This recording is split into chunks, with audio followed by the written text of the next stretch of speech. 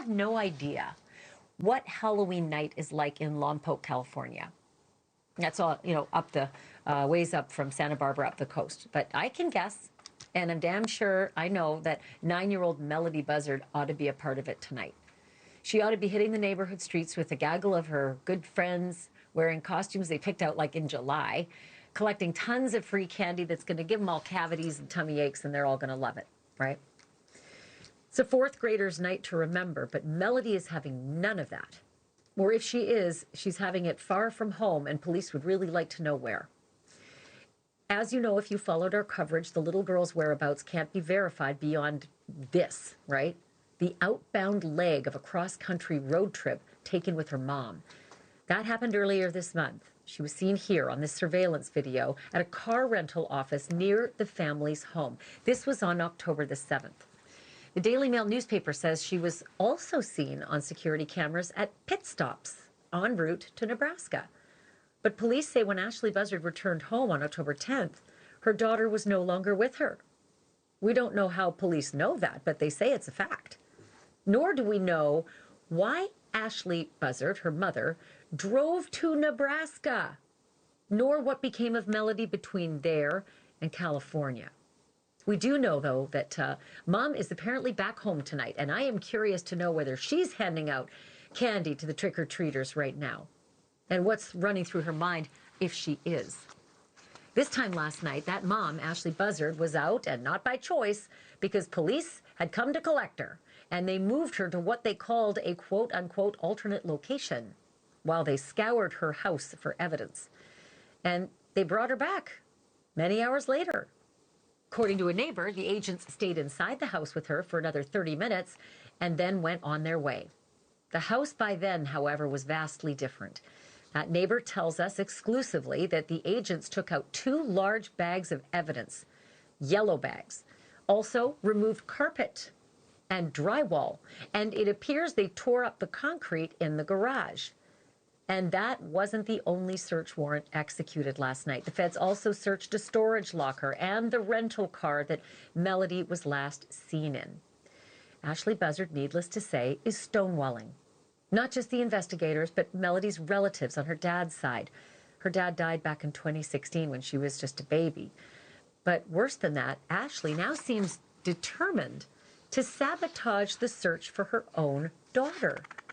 Earlier this week, she was caught on camera ripping down her own daughter's missing posters from the front yard. Look at this video.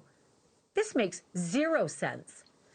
My next guest knows all about what the FBI does when a child goes missing and agents start flipping a house. Jennifer Coffindaffer is a retired FBI agent and good friend of the show. Okay, Jennifer, so much ground to cover with you tonight. What's your reaction to the evidence that we know of? I mean, again, this is a neighbor witnessing this, but yellow evidence bags coming out, concrete being torn up in the garage, and drywall and carpet being ripped out of the house. Well, it's really critical, Ashlee, to understanding what they found in there. First of all, if they took those yellow bags, those are typically our larger yellow plastic bags, that tells me there was nothing biodegradable in there. You would never put biodegradable items in plastic bags. We're talking about electronics. Perhaps you replaced the electronics that they would have taken on the October 15th search warrant.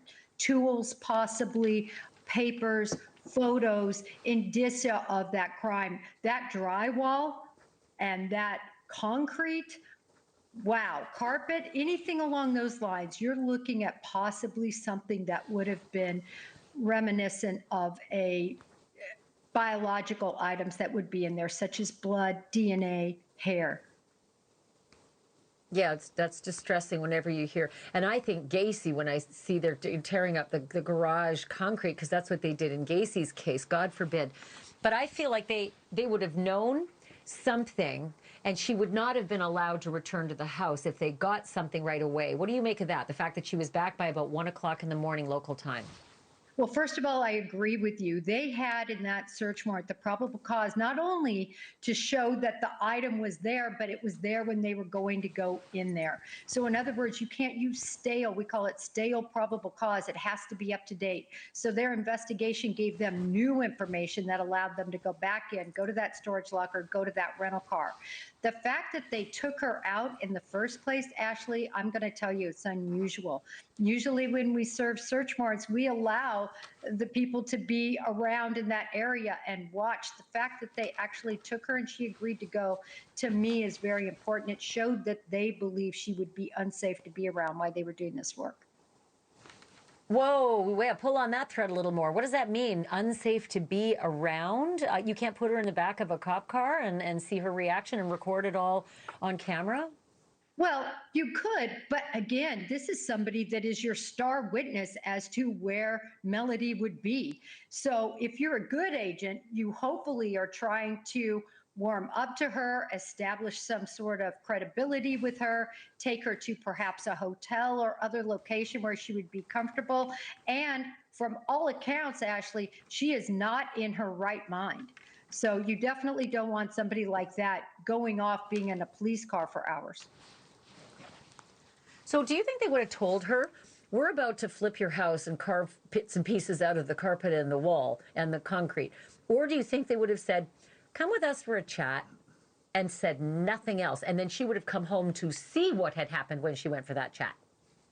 I think that they told her during the chat that they were going to tear her house up, if you will, that they're going to leave no stone unturned. And you really can't. Look in the BTK case. Remember those items that were found later, many years later, that were his souvenirs of the crime?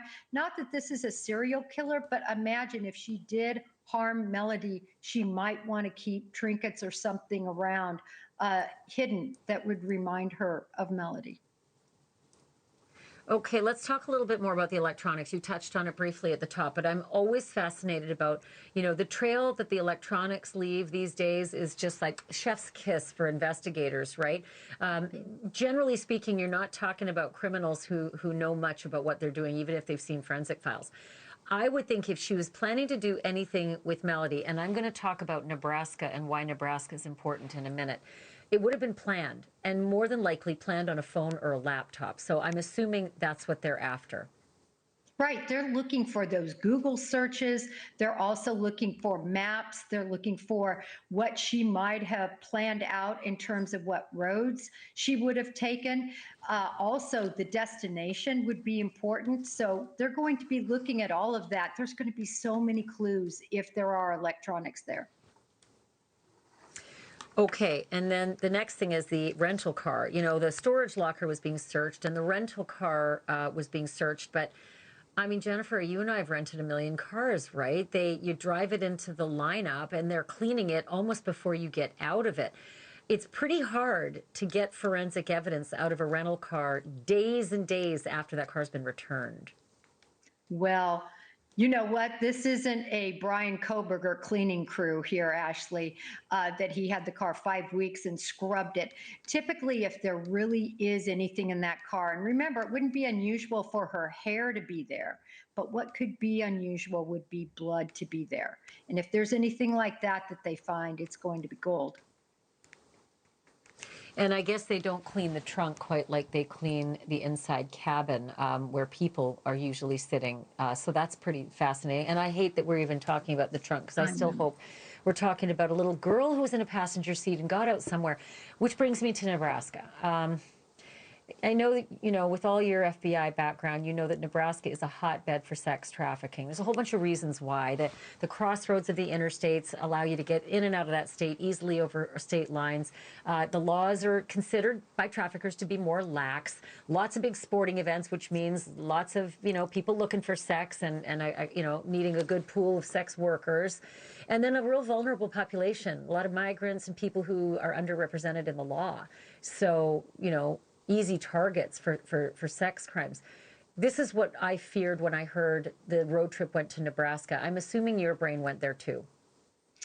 It did, but I balanced that with her actions. It seems like she wants to keep complete control of Melodee, right? It seems like in her world, she was fearful that they might take her away. And actually, she might not be that far off base with what was going on with CPS and family and so on and so forth, knowing she was in a bad environment, the school and so forth.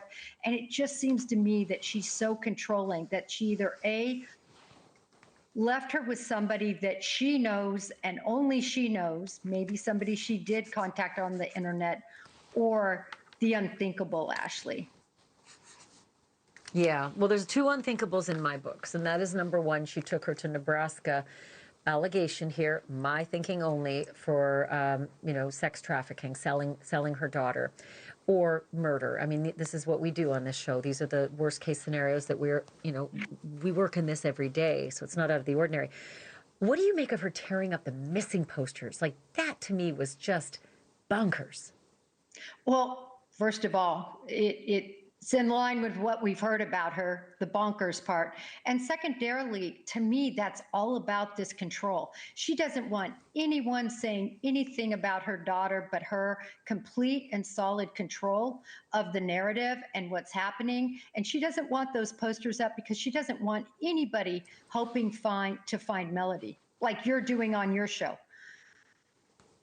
Yeah, but wow, how obvious are you when you're doing that right out in front of all your neighbors, and one just has to peek out the window and see that scene, that went on for like a couple of minutes too. She was collecting and gathering and then jamming them all together and walking them inside.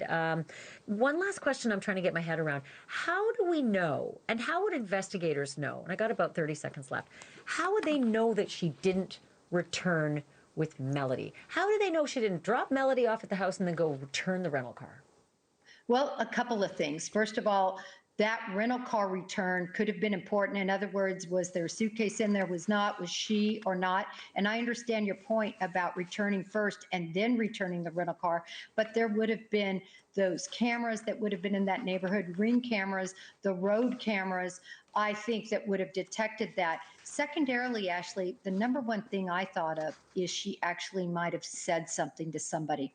This is a manipulative, she is looking to make sure she hides her story and to tell somebody, oh, my daughter isn't with me because I left her in Nebraska. I could see her dropping that little hint to somebody, neighbors, or possibly somebody at the rental car company. Thank you for watching. Subscribe below and download our NewsNation app right now on your phone, and you will get fact-based, unbiased news for all Americans.